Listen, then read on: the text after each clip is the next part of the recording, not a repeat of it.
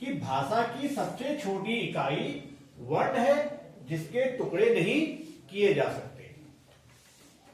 दूसरी परिभाषा देखिएगा कि वह ध्वनि जिसके और अधिक टुकड़े ना हो सके उन्हें वर्ण कहते हैं। वर्ण किसे कहते हैं?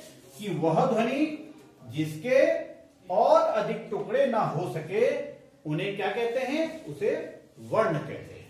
अब देखिए वर्णों के, अब इसके बाद आता है वर्णमाला कि वर्णमाला किसे कहते हैं।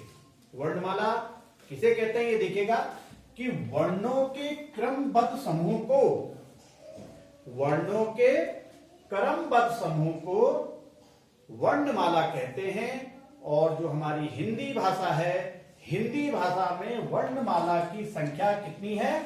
52 होती है। हिंदी वर्णमाला में वर्णों की संख्या कितनी बताई गई है? कितनी होती है? 52 होती है। अब देखिए वर्ण, जो हमारे वर्ण होते हैं, वर्ण को हम 2 भागों में बांटते हैं। कितने भागों में बांटा गया है? 2। वर्ण को 2 भागों में बांटा गया है। वो कौन कौन से हैं? स्वर और व्यंजन। अब हम जानते हैं कि स्वर किसे कहते हैं कि वर्णों के 2 भाग हैं, 2 भागों में उसको बांटा गया है, स्वर और व्यंजन। तो स्वर किसे कहते हैं कि जो वर्ण बिना किसी अन्य वर्ण की सहायता के बोले जाते हैं, कि जो वर्ण अन्य किसी वर्ण के सहायता के बिना बोले जाते हैं उन्हें हम स्वर कहते हैं। और स्वरों की संख्या कितनी होती है? 11 होती है। स्वरों की संख्या 11 होती है। वो 11 कौन कौन से स्वर होते हैं? अ, आ, ई, उ, री, ए, आई, ओ, औ। तो आप इनको गिनेंगे तो ये स्वर हैं और स्वरों की संख्या कितनी होगी? 11 होती है। और जो स्वर हमारा है, स्वर को हमने 2 भागों में बांटा गया है। स्वर कितने भागों में बांटे गए हैं? 2। जो ये 11 स्वर होते हैं इन्हें हमने 2 भागों में बांटा गया है। वो भाग कौन कौन से हैं? कि एक होता है ह्रस्व स्वर और एक होता है दीर्घ स्वर। तो सबसे पहले ह्रस्व स्वर किसे कहते हैं? तो ह्रस्व स्वर किसे कहेंगे? कि जिन स्वरों के उच्चारण में, जिन स्वरों के उच्चारण में कम समय लगता है उन्हें हम ह्रस्व स्वर कहते हैं। किसे कहते हैं ह्रस्व स्वर? कि जिन स्वरों के उच्चारण में कम समय लगता है उन्हें ह्रस्व स्वर कहते हैं। और ह्रस्व स्वर की जो संख्या होती है, ह्रस्व स्वर 4 होते हैं। 4 कौन कौन से होते हैं ये आपको मालूम होना चाहिए। अ, ई, उ, री, ये 4 हमारे ह्रस्व स्वर हैं। अब 4 अगर हमारे ह्रस्व स्वर हैं तो दीर्घ स्वर कितने होंगे? क्योंकि कुल स्वर होते हैं 11 में से 4 हमारे ह्रस्व स्वर हैं, तो 7 क्या होंगे? दीर्घ स्वर होंगे। लेकिन दीर्घ स्वर किसे कहते हैं? कि जिन स्वरों के उच्चारण में, उच्चारण मतलब बोलने में, जिन स्वरों के उच्चारण में ह्रस्व स्वर की अपेक्षा ह्रस्व स्वर से अधिक समय लगता है तो उनको हम क्या कहेंगे? दीर्घ स्वर कहेंगे। और दीर्घ स्वर की संख्या कितनी होती है? कितनी होती है?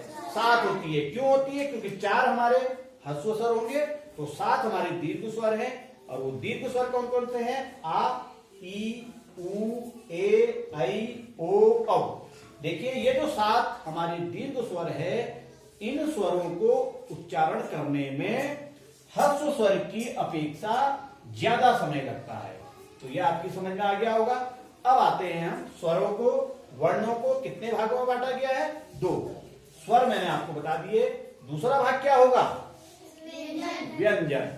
तो सबसे पहले आपको मालूम होना चाहिए कि व्यंजन किसे कहते हैं। किसे कहते हैं व्यंजन? जिन वर्णों को बोलने में या जिन वर्णों के उच्चारण करने में स्वर की सहायता लेनी पड़ती है, ये स्वर हैं। जिन वर्णों को बोलने में स्वरों की सहायता लेनी पड़ती है उन्हें व्यंजन कहते हैं। आगे आपकी समझ में कि व्यंजन किसे कहते हैं? किसे कहते हैं? जिन वर्णों को बोलने में स्वर की सहायता लेनी पड़ती है उन्हें व्यंजन कहते हैं। हाँ, उन्हें व्यंजन कहते हैं। जैसे हमने कहा, ये देखिए क। अगर आप क को बोलेंगे तो क ये हमारा क क्या है, व्यंजन है, और इसमें हमने क्या जोड़ा, अ स्वर जोड़ दिया, तो ये हो गया क। तो आप देख रहे होंगे कि व्यंजन को बोलने में किसकी सहायता लेनी पड़ रही है, स्वर। और क्या है, स्वर। स्वर की सहायता लेनी पड़ रही है। तो जिन वर्णों को बोलने में स्वर की सहायता लेनी पड़ती है उन्हें हम व्यंजन कहते हैं। और व्यंजन कितने होते हैं, 33 व्यंजन होते हैं। इसमें यदि हम द्विगुण व्यंजनों को जोड़ देते हैं, द्विगुण व्यंजन कौन कौन से हैं, हाँ, ड और ढ हैं, अगर इनको जोड़ देंगे तो व्यंजनों की संख्या हमारी 35 हो जाती है। ये आपको ध्यान रखना है। अब देखिए, व्यंजन है, व्यंजनों को भी अलग अलग भागों में बांटा गया है, उच्चारण की दृष्टि से, बोलने की दृष्टि से, कि व्यंजनों को 3 भागों में बांटा गया है। कि व्यंजन को कितने भागों में बांटा गया है, 3 भागों में बांटा गया। वो कौन कौन से हैं, स्पर्श व्यंजन, अंतस्थ व्यंजन और ऊष्म व्यंजन। आपको मालूम होना चाहिए कि स्पर्श व्यंजन किसे कहते हैं। किसे कहते हैं स्पर्श व्यंजन, कि जिन व्यंजनों को बोलने में या जिन व्यंजनों के उच्चारण करने में जीभ मुंह के किसी ना किसी भाग को स्पर्श करती है, स्पर्श का मतलब है छूती है, उन्हें हम स्पर्श व्यंजन कहेंगे।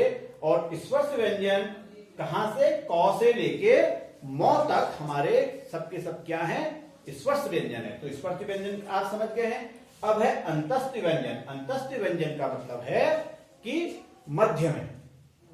अंतस्थ का मतलब क्या होता है, मध्य में। इसकी जिन व्यंजनों के उच्चारण करने में, जिन व्यंजनों के उच्चारण करने में जीभ ज्यादा सक्रिय नहीं होती, ज्यादा कार्य नहीं करती, वो हमारे अंतस्थ व्यंजन कहते हैं। जैसे आप उच्चारण करके देखिए, यो देखेंगे तो जीभ ज्यादा सक्रिय नहीं है, रॉ बोलेंगे तो जीभ ज्यादा सक्रिय नहीं है।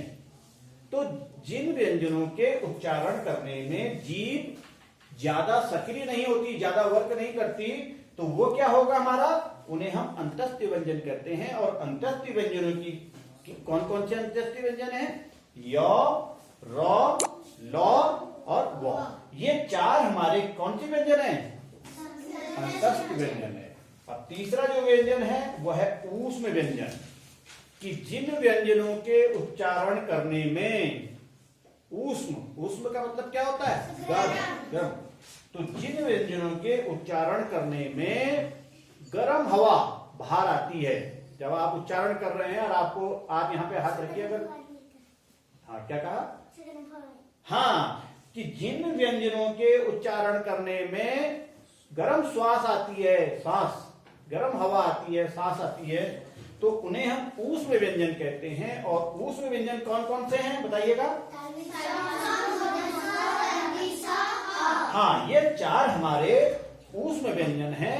तो इस प्रकार से ये वर्ण किसे कहते हैं, वर्ण के कितने भेद होते हैं, वर्ण के 2 भेद, स्वर और व्यंजन होते हैं। और स्वर को हमने जो बांटा है वो हमने 2 भागों में बांटते हैं, ह्रस्व स्वर और दीर्घ स्वर। ह्रस्व स्वर की संख्या कितनी होती है, 4, और दीर्घ स्वर की संख्या 7 है। व्यंजन उच्चारण के हिसाब से व्यंजनों को 3 भागों में बांटा गया है।